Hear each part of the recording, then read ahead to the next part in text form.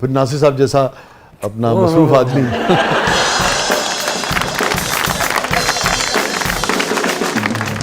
کھانا بھی خود پکاتے کھانا ان کے لیے، ناصر صاحب کے لیے سب کے لیے واقعی صحیح بات یا یہ ہے کہ بس کک کو ہدایت دے نہ دیتے؟ نہ نہ خود پکاتی ہوں. اچھا اچھا اچھا شوق ہے. وہ تو دیکھیے ہمارا آپ کا طے ہوا ہے کہ ناصر بھائی اور آپ دوبارہ اکٹھے آئیں گے، اس لیے بہت سارے سوال میں اس دن کے لیے اٹھا رکھے ہیں میں نے. چلے ٹھیک. دیکھ رہا تھا کہ اس قدر پریٹی وائف ہوں، جو شروع میں جو تصویریں دیکھ رہا تھا میں، مگر ناصر صاحب نے ساری زندگی ایکشن لکھا جاتا تھا، اس کی کیا وجہ ہے؟ اصل میں دیکھیں نا تصویریں دیکھیے آپ، تو رومانٹک سین لکھنے چاہیے تھے انہیں. اصل میں بیسکلی تو وہ انتہائی رومانٹک آدمی ہے. ہاں لیکن وہ مولا جٹ مووی میں کا رومانس لکھتے رہے. اندر سے ان کے کوئی طوفان ہے ایک جو کہ اندر ہی چھپا بیٹھا ہے. وہ صرف جب قلم ہاتھ میں آتا ہے نا تو تب وہ پھٹتا ہے. ہاں ادر وائز وہ بڑے کول مائنڈیڈ آدمی ہے. کوئی لڑائی جھگڑا نہیں، کوئی بڑی بڑی شرارتیں بھی خاموشی سے کر جاتے ہیں. اچھا مثلاً مثلاً ظاہر شوبیز کے آدمی کیا نہیں کرتے ہوں گے. ہیلو تو وہ تو خود بتاتے ہیں کہ ایک دن بتا رہے تھے کہ میں نے ہاتھ پکڑ لیا. پتہ نہیں کس چیز کا پکڑا ہوگا، ہمیں کیا پتا.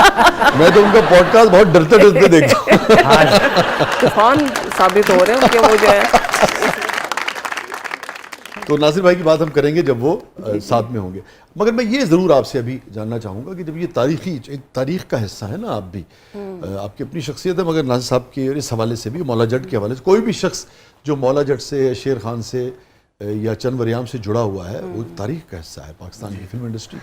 تو جب یہ جملے آپ کی نظر سے گزرتے تھے اور تو کوئی خاص بات آپ کو یاد آتی ہو، آپ نے پڑھی ہو پہلے، آپ نے کوئی رائے دی ہو، کوئی بات کی ہو، آپ کے حافظے میں ہو کوئی ایسی بات؟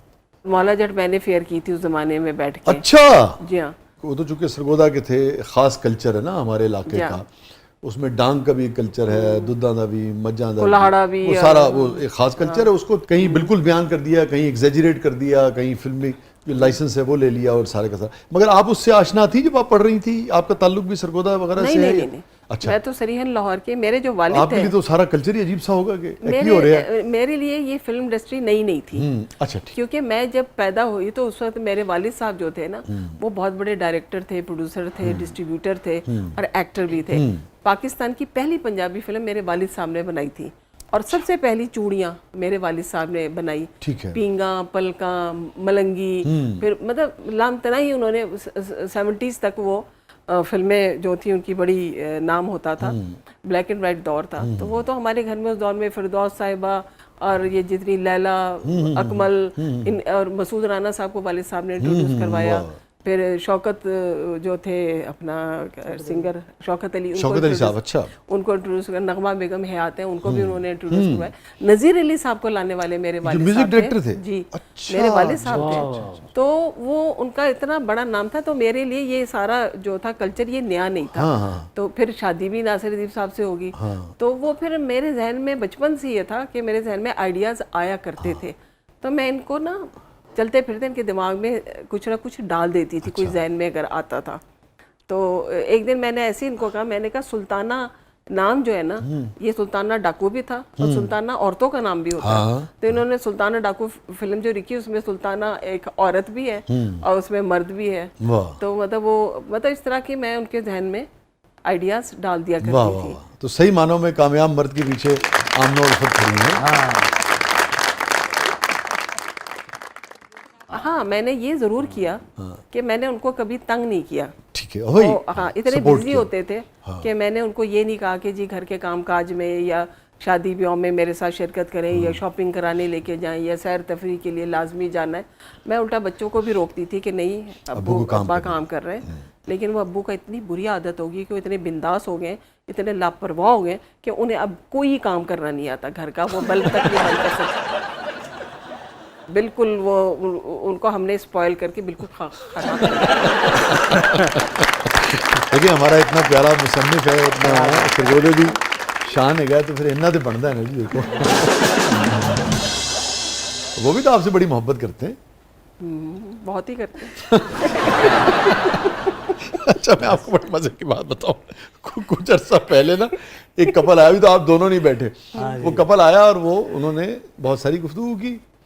اچھا وہ میں ان کو سمجھاتا بھی رہا، سپورٹ بھی کرتا رہا. بہل جو انہوں نے کہنا تھا وہ انہوں نے کہنا تھا. اب جب چل گیا نا تو بہت پریشان ہوئے. اب وہ کہنے لگے نکالیں. میں نے کہا اب تو آنر ہو گیا، اب ہم کہاں سے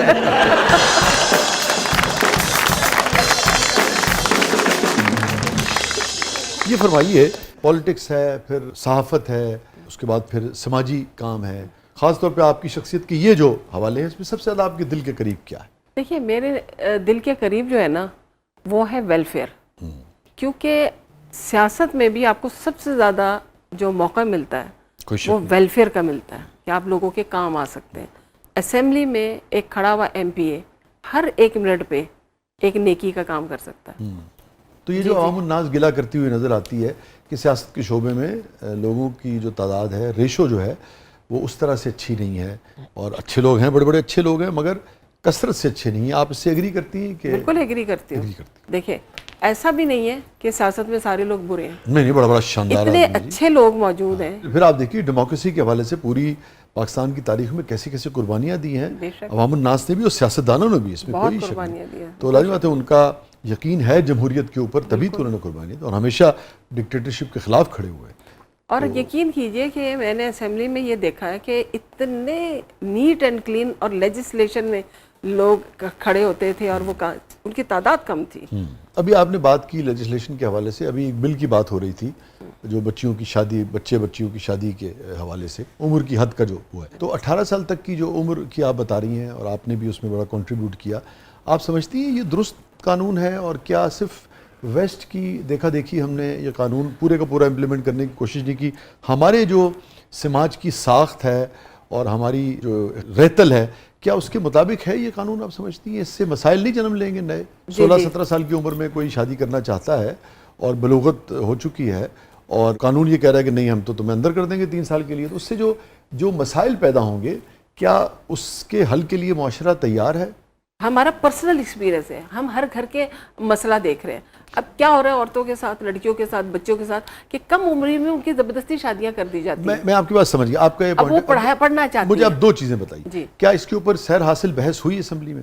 اس کے اوپر بہت بحث ہوئی، بہت بحث ہوئی، اس کے اوپر بہت زیادہ کام ہوا ہے. ٹھیک ہے، اب آپ اس نتیجے پہ پہنچی ہیں اور آپ لوگ کہ 18 سال کی عمر تک بچہ اور بچی جو ہے وہ شادی نہیں کر سکیں گے، اور قانون کیا کہتا ہے کہ جو اگر کرے گا تو اس کے لیے سزا ہے. سزا ہے، کتنی سزا ہے؟ جو پڑھائے گا نکاح اس کے لیے 1 سال قید ہے اور غالباً 1 لاکھ روپے جرمانہ ہے. تو اب وہ انتظار کریں گے؟ آپ کو لگتا ہے سب انتظار کریں گے 18 سال کا؟ آلریڈی بہت سارے، اکثریت تو 18 سال کے بعد ہی شادیاں ہوتی ہیں. اچھا، میں بالکل اس پہ اعتراض نہیں کر رہا، میں تو ایک طالب علم کی حیثیت سے، ایک پاکستانی کنسرن پاکستانی شہری کی حیثیت سے یہ حق بھی رکھتا ہوں اور ایک طالب علم کی حیثیت سے سمجھنا چاہ رہا ہوں. میں مان لیتا ہوں جو بھی آپ لوگوں نے سوچا وہ آپ نے بہت اس پہ بحث کی، بہت آپ نے غور کیا، اور آپ کا جو سوچنا ہے وہ تمام کے تمام معاشرے کے جو طبقات ہیں ان کے اوپر لاگو ہوتا ہے.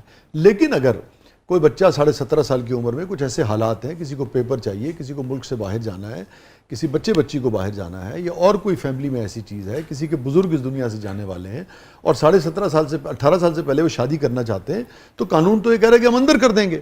تو وہ کیا کریں گے؟ ان کے لیے کیا کوئی رستہ چھوڑا گیا اس قانون میں کہ نہیں ہے؟ اس کی منگنی کر دیں. میں تو یہ کہوں گی پھر اس کی منگنی کر دیں، اور کیا. اور منگنیاں ہوتی ہیں، انگیجمنٹس ہوتی ہیں، 5-5 سال چلتی ہیں. اور اگر دو لوگ، اب میں جنون آپ سے سوال کروں، 2 محبت کرنے والے یہ سمجھتے ہیں کہ وہ بالغ ہو چکے ہیں، وہ کمانا بھی انہوں نے شروع کر دیا اور وہ ساتھ رہنا چاہتے ہیں، آپ کہہ رہے ہیں 18 سال سے پہلے ہم اکٹھے نہیں رہنے دیں گے. مسائل جو ہے نا دونوں صورتوں میں دیکھیں اس طرح سے کم مسائل پیدا ہوں گے. اس قانون کے نہ ہونے سے وہ طبقہ جو بچوں کے ساتھ زیادتی کر رہا ہے، چھوٹی عمر میں جائیداد کے لالچ میں بچیوں کو بڑی عمر کے لوگوں کے ساتھ باندھ دیا جاتا ہے. تو آپ کا یہ سمجھنا ہے کہ اس سے صرف فائدہ ہوگا بچیوں کو، خاص طور پر نقصان کوئی نہیں ہوگا؟ نقصان نہیں ہوگا. اور میرا خیال جو معاشرے کی ساخت ہے، جو فیبرک ہے، وہ بھی ڈسٹرب نہیں ہوگی. میرا نہیں خیال، کیونکہ دیکھیں مور دین میرے خیال میں 70% گھرانے جن کو میں جانتی ہوں، سب نے اپنی بچیوں کی شادیاں جو ہیں وہ 18 سال کے بعد ہی کی. اور لیکن جن کو آپ نہیں جانتی ہیں یا جو مختلف طرح کی سوچ کے مالک ہیں، وہ پھر کیا کریں گے؟ وہ پھر ان کو انتظار کرنا پڑے گا چونکہ قانون بن گیا ہے. 1-2 سال کے انتظار میں کوئی قیامت نہیں آنے والی. 2 سال پلک جھپکتے میں گزر جاتے ہیں، سوچنے میں گزر. شادی کچھ نہیں ہوگا ان لڑکوں. آ جاتی ہے قیامت کبھی کبھی.